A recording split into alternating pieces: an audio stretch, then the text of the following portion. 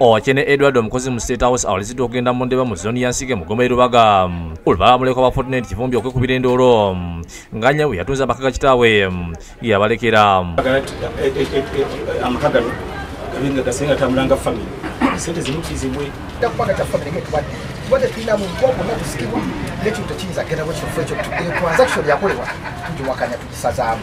Namwandu Florence yagenda Kivumbi ategeeza nti yatonda amaka go mu nsi wabula abaana ne bamwefulira nga kyayagala kwe kuddiza omugagga ssente ze obukadde 16,400 ziyamuwadde nga bali balaganye obukadde 17 bamuleka okubatira namwandu omulala jeni gyagenda bategeeza nga batutunda nga amaka gano nolweki byakolebwa byali bikyamu. Ntemya ku batabani bange bana abakulu n'omusika bannange nga batusuula bali nga ndaba naffe tutese mu bbanga sina bingi naye netugyeyo tukiteeke mu ddiiro tukwe ku mmeeza kubanga naffe tulina abaana ebikolaki bali bashale nga paatuti ku bintu by'omugenzi.